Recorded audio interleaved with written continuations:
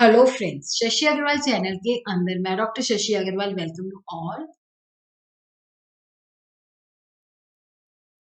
तो आज का जो हमारा टॉपिक है परफेक्ट कंपटीशन। परफेक्ट कंपटीशन के अंदर दो चैप्टर है। तो इस वीडियो के अंदर we are going to complete the first chapter, that is the price determination under perfect competition. इसके अंदर दो क्वेश्चन इंपॉर्टेंट है। प्राइस एंड आउटपुट किस तरह से डिटर्मिन किया जाता है परफेक्ट कंपटीशन के अंदर, और what is the importance of time element in the determination of the price. Second जो चैप्टर है that is related with the firm and industries equilibrium, जो हम नेक्स्ट वीडियो के अंदर करेंगे। ये जो चैप्टर है इसके अंदर से शॉर्ट क्वेश्चन भी आ जाता है।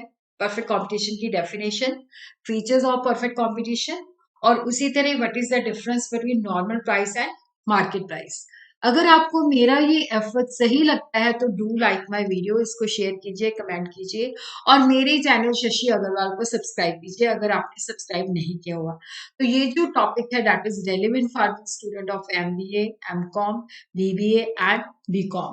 तो ये मेरी ऐप है, एडुसम ऐप है, जिसको आप गूगल प्ले स्टोर से डाउनलोड कर सकते हो। ये जो ऐप है commerce, economics and management students को फ्री स्टडी मटेरियल और फ्री मॉक टेस्ट प्रोवाइड करती है।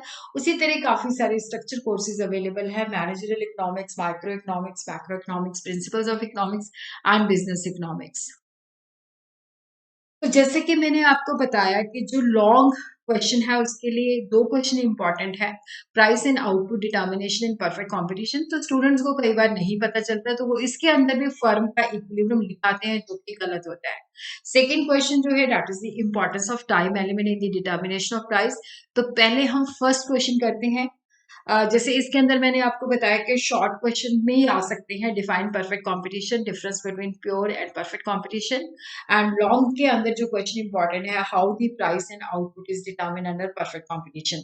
तो सबसे पहले इस क्वेश्चन को अपने अटेम्प्ट कैसे करना है, अपने परफेक्ट कंपटीशन का अर्थ, मीनिंग बताना है, फिर उसके बाद इसके फीचर बताने हैं, फिर उसके बाद अपने प्राइस एंड आउटपुट डिटर्मिनेशन बताना है।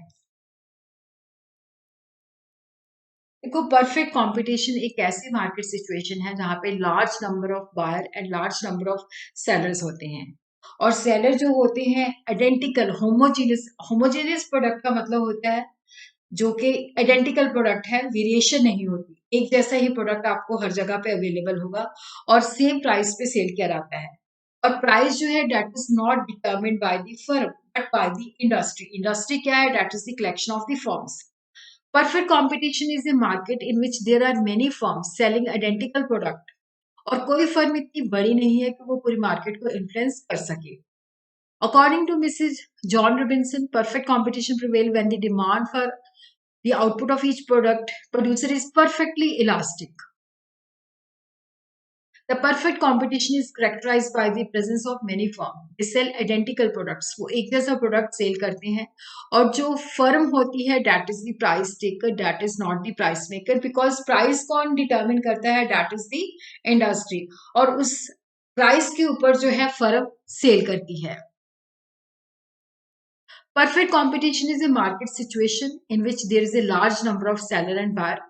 Large number of seller and buyer, और homogeneous product है, free entry of firm है, perfect knowledge है, और free mobility of factors of production है। तो अब हम फीचर्स देखते हैं, इसको वन बाय वन करके अंडरस्टैंड करते हैं। देखो, जो परफेक्ट कंपटीशन है वो एक ऐसी मार्केट सिचुएशन है जहां पे बार और सेलर का जो नंबर है बहुत ज्यादा होता है। अगर कोई सेलर सोचता है कि मैंने नहीं सेल करना, तो मार्केट को बिल्कुल भी इन्फ्लुएंस नहीं कर पाता। अगर कोई बार सोचता है मैंने नहीं खरीदा, तो वो भी मार्केट को प्रभावित नहीं कर सकता। लार्ज नंबर ऑफ बार और सेलर है, बट जो मार्केट का वो हिस्सा है वो बहुत कम हिस्सा है। तो होमोजेनियस प्रोडक्ट का मतलब है कि हर सेलर जो है एक जैसा प्रोडक्ट ही सेल करता है, आइडेंटिकल प्रोडक्ट होता है। और यहाँ पे उनकी जो डिसीजन मेकिंग होती है वो इंडिपेंडेंट होती है, मतलब वो अपनी मर्जी से सेल करते हैं, अपनी मर्जी से लोग परचेज करते हैं। कोई भी फर्म आसानी के साथ एंटर कर सकती है, कोई भी फर्म आसानी के साथ छोड़ के जा सकती है, free entry and exit of the firm. बार को भी मार्केट के बारे में पूरी नॉलेज है कि सेलर कौन सा प्रोडक्ट सेल कर रहा है, किस प्राइस पे सेल कर रहा है, और जो सेलर है उसको भी मार्केट की पूरी नॉलेज है। तो यहाँ पे कोई एडवर्टीजमेंट कॉस्ट नहीं होती। और इस तरह कोई ट्रांसपोर्ट कॉस्ट, ट्रांजैक्शन कॉस्ट भी नहीं होती, क्योंकि हर जगह पे प्राइस सेम होती है। और यहाँ पे जो ऑब्जेक्टिव होता है that is to maximise the profit. और कोई गवर्नमेंट रेगुलेशन नहीं होती, सब कुछ डिमांड और सप्लाई के बेसिस पे होता है। और जो फैक्टर्स ऑफ प्रोडक्शन होते हैं वो परफेक्टली मोबाइल होते हैं। वो किसी भी इंडस्ट्री के अंदर कहीं पे भी जॉब कर सकते हैं, कहीं पे भी मूव कर सकते हैं, और प्राइस जो होती है वो सेम होती है। प्योर कंपटीशन जो है, जब हम परफेक्ट कंपटीशन के अंदर से परफेक्ट नॉलेज और परफेक्ट मोबिलिटी की कंडीशन हटा देते हैं, बाकी सारी कंडीशन एग्जिस्ट करती हैं, तो वो प्योर कंपटीशन होता है। Large number of buyer and seller, homogeneous product, independent decision making, free entry and exit of the firm, absence of transport and transaction cost, same price, profit maximization and no government regulation। तो यहाँ पे हम देखते हैं कि जो demand curve होता है फर्म का, वो पैरेलल टू एक्स एक्सिस होता है, और यहाँ पे एवरेज रेवेन्यू और मार्जिनल रेवेन्यू जो होते हैं एक दूसरे के बराबर होते हैं। यहाँ पे हम देखते हैं कि जो प्राइस है that is determined bye the industry on the basis of demand and supply. तो ये जो प्राइस डिटर्मिन की जाती है, इस प्राइस के ऊपर जो है फर्म जो होती है, इंडस्ट्री प्राइस फिक्स करती है, और उस गिवन प्राइस के ऊपर फर्म जो है जितना चाहे सेल कर दे। ये जो प्राइस है that is determined bye the industry, चाहे इतना सेल कर दे, चाहे इतना सेल कर दे, चाहे इतना सेल कर दे।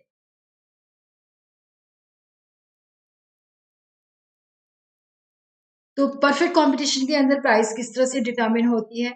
देखो, यहाँ पे जो प्राइस ऑफ द कमोडिटी है that is not determined by any individual seller और ए फर्म, वो इंडस्ट्री फिक्स करती है। और इंडस्ट्री किसके ऊपर फिक्स करती है? डिमांड और सप्लाई के ऊपर, market supply and market demand के ऊपर। जहां पे मार्केट डिमांड और मार्केट सप्लाई जो होते हैं एक दूसरे को बराबर होते हैं, वहां पे इक्विलिब्रियम प्राइस जो है डिटरमिन हो जाती है। तो यहाँ पे हम देखते हैं कि ये हमारे पास प्राइस दे रखी है, और ये हमारे पास मार्केट सप्लाई दे रखी है, और ये हमारे पास डिमांड दे रखी है। तो हमें पता है कि जैसे-जैसे प्राइस देखो कम हो रही है, डिमांड जो है इंक्रीज़ हो रही है, और जैसे-जैसे प्राइस कम हो रही है, सप्लाई भी जो है कम हो रही है, क्योंकि सप्लाई और प्राइस का पॉजिटिव रिलेशन है, डिमांड और प्राइस का इनवर्स रिलेशन है। तो जहाँ पे जो प्राइस वहाँ पे डिटरमिन होती है जहाँ पे डिमांड और सप्लाई जो है एक दूसरे के बराबर है। तो यहाँ पे ₹3 जो है that is the equilibrium price, क्योंकि यहाँ पे मार्केट सप्लाई और मार्केट डिमांड एक दूसरे के बराबर है।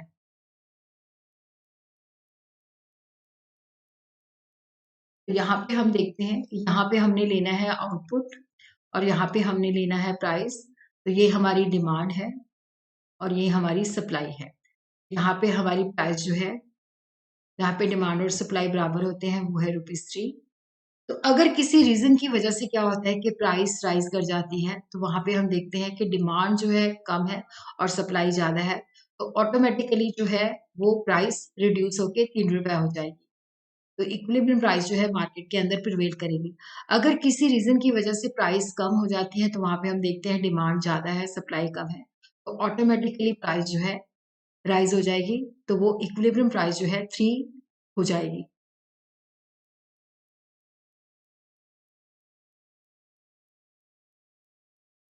उसी तरह ही हम देखते हैं कि जो परफेक्ट कंपटीशन होता है, उसके अंदर जो इंडस्ट्री है, वो मार्केट सप्लाई और मार्केट डिमांड के बेसिस पे प्राइस को फिक्स करती है।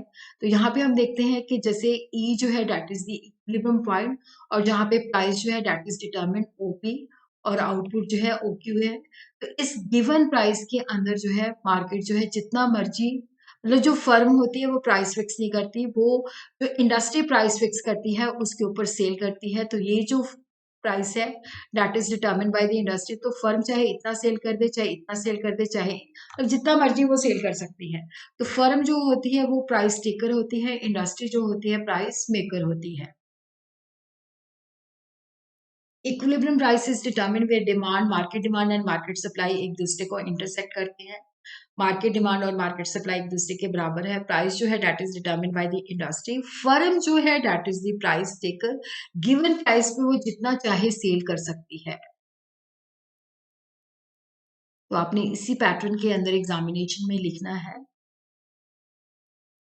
तो यहाँ पे हम देखते हैं कि अगर सप्लाई जो है वो सेम है, लेकिन डिमांड के अंदर चेंजेस आती है, तो यहाँ पे हम देखते हैं कि ओरिजिनली हमारी ये डिमांड है और ये हमारी सप्लाई है। तो ई जो है that is the equilibrium point, जहाँ पे प्राइस जो है दैट इज डिटरमिन्ड P और यहाँ पे आउटपुट जो है OQ है। अगर डिमांड बढ़ जाती है, डिमांड का D1 हो जाता है, बट सप्लाई को हम चेंज नहीं कर सकते, तो यहाँ पे हमारा जो है E1 है, सप्लाई हमारी अनचेंज है, तो यहाँ पे हमारा आउटपुट OQ1 हो जाएगा और प्राइस जो है हमारी राइज कर जाएगी। उसी तरह क्या है कि अगर हमारी प्राइस जो है, अगर हमारी डिमांड कर जो है, अगर हमारा डिमांड जो है नीचे की तरफ शिफ्ट कर जाता है, डिमांड पहले से कम हो जाती है, तो हमारा इक्विलिब्रियम बिंदु हो जाएगा E2 और यहाँ पे आउटपुट जो है वो Q2 हो जाएगा और प्राइस हमारी रिड्यूस हो जाएगी P2। तो हम देखते हैं अगर सप्लाई अनचेंज रहती है, डिमांड बढ़ने पे प्राइस बढ़ जाती है और डिमांड कम होने पर जो है प्राइस कम हो जाती है।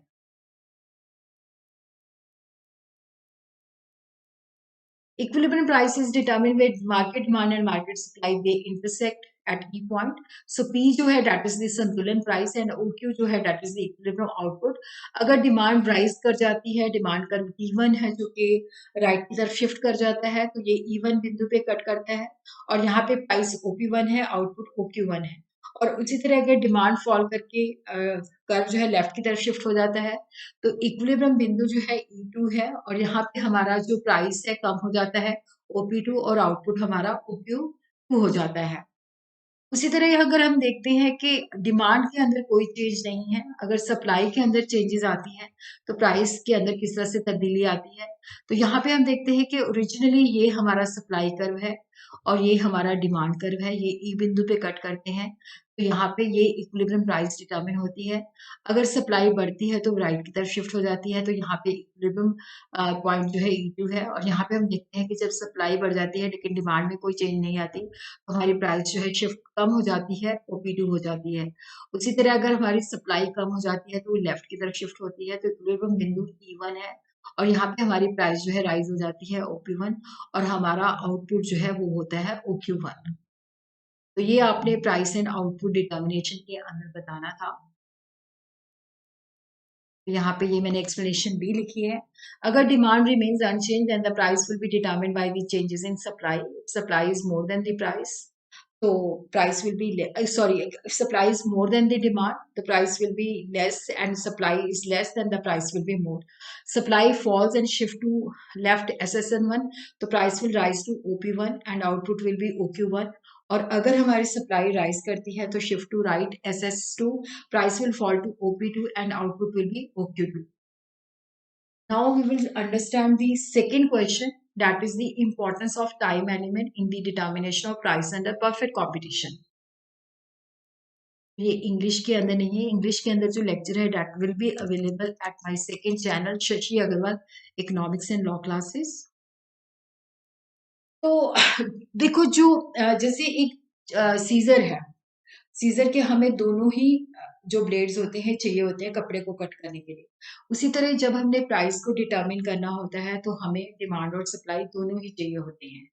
तो हम यहाँ पे देखते हैं कि मार्शल के मुताबिक जो टाइम पीरियड है that plays a very vital role in the determination of the price के कौन सा टाइम पीरियड है जिसके अंदर डिमांड ज्यादा सिग्निफिकेंट है, कौन सा टाइम पीरियड है जिसके अंदर सप्लाई ज्यादा सिग्निफिकेंट है।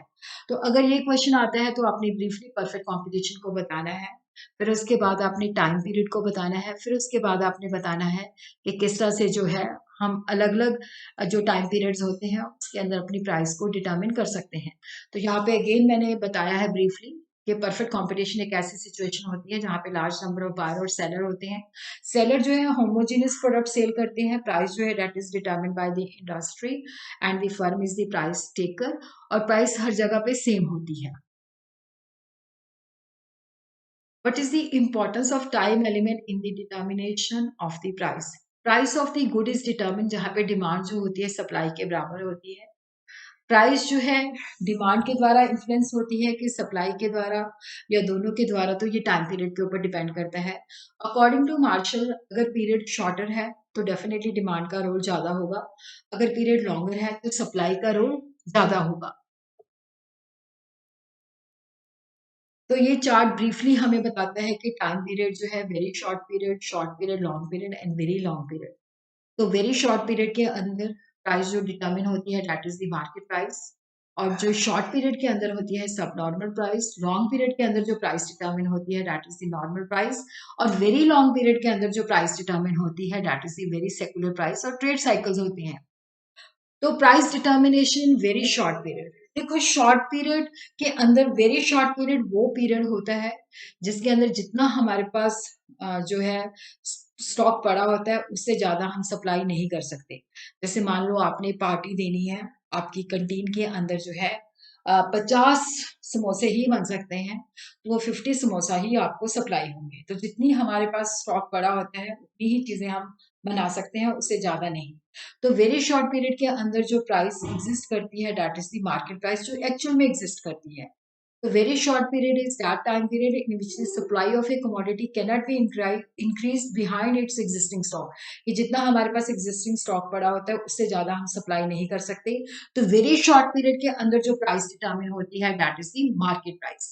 शॉर्ट पीरियड वो पीरियड होता है जिसमें हमारी जितनी कैपेसिटी होती है, एग्जिस्टिंग प्रोडक्शन कैपेसिटी होती है, तो उस तक हम सप्लाई बढ़ा सकते हैं बट उससे ज्यादा नहीं बढ़ा सकते, क्योंकि यहाँ पे हमारे पास सफिशिएंट टाइम नहीं होता है कि हम न्यू मशीनरी इंस्टॉल कर सकें या न्यू फॉर्म्स एंटर कर सकें। तो यहाँ पे शॉर्ट पीरियड के अंदर जो प्राइस डिटरमिन होती है दैट इज दी सब नॉर्मल प्राइस। लॉन्ग पीरियड वो पीरियड होता है जिसके अंदर क्या होता है कि जितनी डिमांड होती है उसके अकॉर्डिंगली हम सप्लाई को एडजस्ट कर सकते हैं। अगर डिमांड बढ़ जाती है तो सप्लाई को इंक्रीज कर सकते हैं, अगर डिमांड कम हो जाती है तो सप्लाई को डिक्रीज कर सकते हैं। तो लॉन्ग पीरियड के अंदर जो प्राइस डिटरमिन होती है that is the normal price. तो वेरी लॉन्ग पीरियड वो पीरियड होता है जिसके अंदर डिमांड और सप्लाई दोनों के अंदर ही काफी तब्दीली आ जाती है। तो डिमांड के अंदर जो तब्दीली है size of population, taste and habit से, और सप्लाई के अंदर जो है टेक्निक्स ऑफ प्रोडक्शन से। तो वेरी लॉन्ग पीरियड के अंदर जो है बहुत कुछ चेंज हो जाता है। तो वो जो प्राइस डिटरमिन होती है सेकुलर प्राइस। तो अब हम देखते हैं price determination under very short period. तो वेरी शॉर्ट पीरियड वो पीरियड होता है जिसके अंदर जितनी हमारे पास स्टॉक पड़ा होता है उससे ज्यादा हम जो है सप्लाई इंक्रीज नहीं कर सकते। उस पीरियड के अंदर जो प्राइस डिटर्मिन होती है that is the market price. जब हम मार्केट में खरीदने जाते हैं तो वो जो प्राइस एग्जिस्ट करती है वो मार्केट प्राइस ही होती है। जैसे मार्केट प्राइस, जैसे हम सब्जी लेने सुबह जाते हैं तो प्राइस डिफरेंट होती है, दोपहर में जाते हैं तो डिफरेंट होती है, शाम को जाते हैं तो डिफरेंट होते हैं। तो वेरी शॉर्ट पीरियड के अंदर जो प्राइस होती है वो डिमांड के द्वारा ज्यादा इन्फ्लुएंस्ड होती है, क्योंकि सप्लाई को हम इंक्रीज नहीं कर सकते, क्योंकि सप्लाई को हम सिर्फ जो हमारे पास स्टॉक पड़ा होता है उसी तक इंक्रीज कर सकते हैं, उससे ज्यादा इंक्रीज नहीं कर सकते। तो डिमांड अगर शॉर्ट पीरियड के अंदर, वेरी शॉर्ट पीरियड के अंदर इंक्रीज होती है तो डेफिनेटली उसके अंदर जो है, अगर डिमांड इंक्रीज होती है तो प्राइस इंक्रीज हो जाती है, अगर डिमांड डिक्रीज होती है तो प्राइस फॉल कर जाती है। तो वेरी शॉर्ट पीरियड के अंदर जो प्राइस डिटर्मिनेशन है उसको दो पार्ट्स में हम स्टडी करेंगे, perishable goods and durable goods. देखो जो पेरिशेबल गुड्स वो गुड्स होती हैं जिनको हम ज्यादा देर स्टोर करके नहीं रख सकते, 2 या 3 दिन, उससे ज्यादा अगर रखेंगे तो वो खराब हो जाती है। जैसे वेजिटेबल्स, फ्रूट है, मिल्क है। तो यहाँ पे क्या होता है कि अगर डिमांड ज्यादा है तो इनकी प्राइस ज्यादा होगी, और अगर डिमांड लो है तो प्राइस लो डिटर्मिन होगी। ड्यूरेबल गुड्स होती है जिनको हम स्टॉक करके रख सकते हैं। अब हम देखते हैं पेरिशेबल गुड्स के अंदर। देखो पेरिशेबल गुड्स के अंदर क्या है कि हमारा जो सप्लाई कर्व होता है पैरेलल टू वाई एक्सिस होता है। वाई एक्सिस पे हम लेते हैं प्राइस, ओ एक्स पे हम लेते हैं क्वांटिटी। तो यहाँ पे देखो अगर जीरो प्राइस है तो भी मटेरियल जो है सप्लाई होगा। अगर हमारी डिमांड जो है डी है तो this is the point of equilibrium, तो ओपी प्राइस जो है दैट इज डिटर्मिन। अगर डिमांड राइज होती है, डी वन डैश राइट की तरफ शिफ्ट हो जाती है, तो इक्विलिब्रियम बिंदु E1 है और यहाँ पे हमारी प्राइस राइज हो जाएगी OP1। और अगर हमारी डिमांड जो है फॉल करती है, D2 डी टू, तो हमारा डिमांड का जो है लेफ्ट की तरफ शिफ्ट हो जाता है, नीचे की तरफ, तो यहाँ पे हमारी प्राइस जो है कम हो जाती है, OP2। तो यहाँ पे हम देखते हैं कि अगर हमारी डिमांड बढ़ जाती है तो प्राइस बढ़ जाती है, अगर डिमांड कम हो जाती है तो प्राइस कम हो जाती है। ड्यूरेबल गुड्स होती हैं जिनको हम लॉन्गर पीरियड के लिए स्टोर करके रख सकते हैं। तो यहाँ पे क्या होता है कि ये जो फर्म इन प्रोडक्ट, जैसे फर्नीचर है, इसको स्टोर करके रख सकते हैं। तो यहाँ पे जो फर्म इन प्रोडक्ट को सेल करती है तो वो इसकी रिजर्व प्राइस रख सकती है कि इस रिजर्व प्राइस से नीचे जो है हमने मार्केट के अंदर माल नहीं लेके आना, सेल नहीं करना। तो रिजर्व प्राइस जो है that is the minimum sale price, की इतनी मुझे मिलेगी तो मैं मार्केट के अंदर सेल करने के लिए आऊंगा, अदरवाइज मैं नहीं आऊंगा। तो सप्लाई जो है एक लिमिट तक, जितना हमारे पास स्टॉक है उतनी हम बढ़ा सकते हैं, उससे ज्यादा नहीं। तो यहाँ पे हम देखते हैं कि हमारा जो सप्लाई कर्व है यहाँ से शुरू होता है। ये जो है ओएस जो है that is the reserve price. इससे नीचे जो प्राइस होगी तो वो नहीं लेके आएगा। तो यहाँ पे हम देखते हैं कि हमारी जो डिमांड है,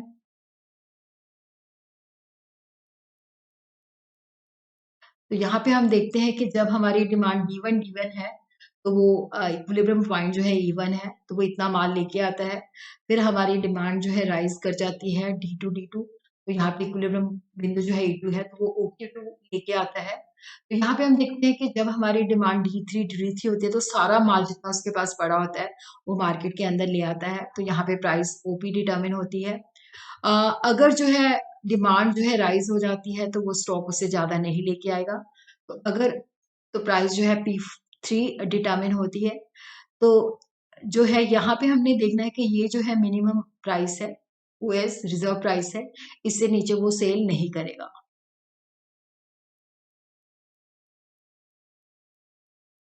OS is the reserve price below which the seller will not sell. When the demand is given, then he will bring OQ1 and the price will be OP1. As demand goes on increasing, definitely जितना उसके पास stock है उस तक वो supply करेगा। और जब demand D3 हो जाती है तो वो सारा का सारा माल बाजार में लेके आ जाता है जितना उसके पास पड़ा हुआ है। उसके बाद अगर डिमांड इंक्रीज होती है तो वो स्टॉक को इंक्रीज नहीं कर सकता, तो प्राइस इंक्रीज हो जाएगी। शॉर्ट पीरियड वो पीरियड है जितनी हमारी कैपेसिटी है वहां तक हम प्रोड्यूस कर सकते हैं। तो इसके अंदर क्या होता है कि जितनी हमारी कैपेसिटी है उस तक हम अपनी सप्लाई को इंक्रीज कर सकते हैं। जो प्राइस डिटर्मिन होती है वो सब नॉर्मल प्राइस होती है। शॉर्ट पीरियड के अंदर जितनी हमारी एग्जिस्टिंग कैपेसिटी है, हाँ इंडस्ट्री जो है सप्लाई इंक्रीज कर सकती है। फर्म जो है वो शॉर्ट पीरियड के अंदर प्रोड्यूस करती रहती है, चाहे उनको एवरेज फिक्स्ड कॉस्ट का लॉस भी होता है, क्योंकि फिक्स्ड कॉस्ट बेयर करनी पड़ती है। अगर वो छोड़ के चले जाएंगे तो भी उनको मिनिमम लॉस फिक्स्ड कॉस्ट के बराबर होगा। तो इंडस्ट्री का जो शॉर्ट रन सप्लाई कर्व होता है ये ज्यादा इलास्टिक होता है। तो यहाँ पे हम देखते हैं कि ये हमारा सप्लाई कर्व है जिसकी स्लोप पॉजिटिव है, जो इंडिकेट करती है कि जितनी हमारी कैपेसिटी है उस तक हम इनहांस कर सकते हैं। तो पहले हमारा डी और सप्लाई का ई बिंदु पे कट करता है तो ये प्राइस हमारी डिटरमिन होती है। फिर डिमांड D1 डैश इंक्रीज हो जाती है तो हमारी जो है प्राइस P1 हो जाती है और सप्लाई इंक्रीज हो जाती है OQ1। उसी तरह अगर हमारी डिमांड फॉल करती है तो हमारा इक्विलिब्रियम पॉइंट ये हो जाता है और यहाँ पे हमारी जो आउटपुट है वो भी कम हो जाती है और प्राइस भी फॉल कर जाती है, क्योंकि शॉर्ट पीरियड के अंदर जितनी हमारी कैपेसिटी होती है उसी तक हम अब इंक्रीज कर सकते हैं, उससे ज्यादा नहीं कर सकते। उसी तरह हम देखते हैं लॉन्ग रन के अंदर। लॉन्ग रन के अंदर देखो जो प्राइस होती है वो नॉर्मल प्राइस होती है। नॉर्मल प्राइस सप्लाई से ज्यादा इन्फ्लुएंस होती है रेदर देन डिमांड। तो सारे प्रोड्यूसर्स को नॉर्मल प्रॉफिट मिलता है। नॉर्मल प्राइस जो होती है that is the price which tend to prevail in the market, जब फोर्सेस को पूरा टाइम दिया जाता है, क्योंकि जितनी डिमांड होती है उसके अकॉर्डिंगली हम सप्लाई को एडजस्ट कर सकते हैं। अगर डिमांड बढ़ जाती है तो सप्लाई को भी बढ़ा सकते हैं, अगर डिमांड कम हो जाती है तो सप्लाई को भी हम जो है रिड्यूस कर सकते हैं। तो यहाँ पे हम देखते हैं कि ये हमारी जो नॉर्मल प्राइस है, यहाँ पे डिमांड और सप्लाई एक दूसरे को इंटरसेक्ट करते हैं, दिस इज द ई बिंदु। तो ये जो हमारी ओपी जो है that is the equilibrium price और ये हमारा जो है इक्विलिब्रियम आउटपुट है ओक्यू। अगर किसी रीजन की वजह से क्या होता है कि प्राइस राइज हो जाती है, OP1 हो जाती है, तो यहाँ पे हम देखते हैं कि देखो, यहाँ पे हम देखते हैं कि ये हमारी जो है डिमांड इतनी है, डिमांड हमारी OQ2 है, लेकिन हमारी जो सप्लाई है वो है OF। तो ऑटोमेटिकली सप्लाई ज्यादा है, डिमांड कम है, तो प्राइस ऑटोमेटिकली जो है OP1 से OP हो जाएगी। और उसी तरह क्या है कि अगर किसी रीजन की वजह से क्या होता है कि हमारी प्राइस जो है फॉल होके OP2 हो जाती है, तो यहाँ पे हम देखते हैं कि हमारी जो सप्लाई है वो कम है। OP2 पे सप्लाई हमारी कम है लेकिन हमारी जो डिमांड है वो है OQ1। तो डिमांड ज्यादा है, सप्लाई कम है, तो ऑटोमेटिकली हमारी प्राइस जो है इंक्रीज हो जाएगी और प्राइस जो प्रिवेल करेगी वो OP होगी।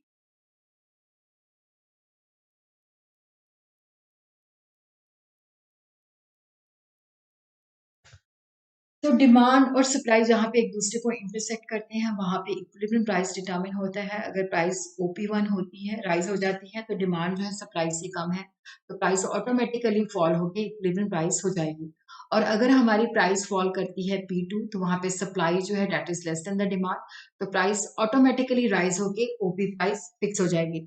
Now we will understand, this is also very important short question, difference between normal price and market price. देखो, जो नॉर्मल प्राइस है वो लॉन्ग पीरियड के अंदर जो है डिटरमिन होती है, और जो एक्चुअल में एग्जिस्ट करती है that is the market price, जो वेरी शॉर्ट पीरियड के अंदर होती है। मार्केट प्राइस जो होती है that is the result of temporary forces, normal price जो होती है that is the result of permanent forces. Very short period के अंदर जो प्राइस डिटरमिन होती है मार्केट प्राइस होती है, तो डिमांड का रोल सिग्निफिकेंट होता है, सप्लाई का रोल पैसिव होता है। बट लॉन्ग पीरियड के अंदर सप्लाई जो होती है that also becomes very important, क्योंकि वहां पे हम डिमांड के अकॉर्डिंगली सप्लाई को एडजस्ट कर सकते हैं। मार्केट प्राइस जो है दैट इज द प्राइस जो एक्चुअल में एग्जिस्ट करती है। जब भी हम मार्केट के अंदर खरीदने जाते हैं तो वो मार्केट प्राइस ही होती है। नॉर्मल प्राइस जो है फ्यूचर में एग्जिस्ट करती है, that is the probable price. Market price चाहे चीजों को हम प्रोड्यूस कर सकते हैं, नहीं कर सकते। मार्केट प्राइस हर तरह की कमोडिटी के लिए होती है, पेरिशेबल है, ड्यूरेबल है, प्रोड्यूस कर सकते हैं, नहीं कर सकते। और नॉर्मल प्राइस जो है that is only for durable and जिनको हम रिप्रोड्यूस कर सकते हैं। अब जैसे पिकासो है, पिकासो इज डेड, तो उसकी जो पेंटिंग है उसकी मार्केट प्राइस होगी, बट नॉर्मल प्राइस नहीं होगी। मार्केट प्राइस जो है एवरेज कॉस्ट से ज्यादा भी हो सकती है, कम भी हो सकती है, और नॉर्मल प्राइस जो है that is always equal to the long run average cost. तो इस पे जो प्रोड्यूसर्स हैं उनको सिर्फ नॉर्मल प्रॉफिट अवेलेबल होता है। मार्केट प्राइस जो है उसके अंदर प्रोड्यूसर को नॉर्मल प्रॉफिट भी हो सकता है, नॉर्मल प्रॉफिट भी हो सकता है, लॉस भी लग सकता है। और जो नॉर्मल प्राइस है उसके अंदर जो प्रोड्यूसर्स हैं उनको नॉर्मल प्रॉफिट ही अवेलेबल होता है।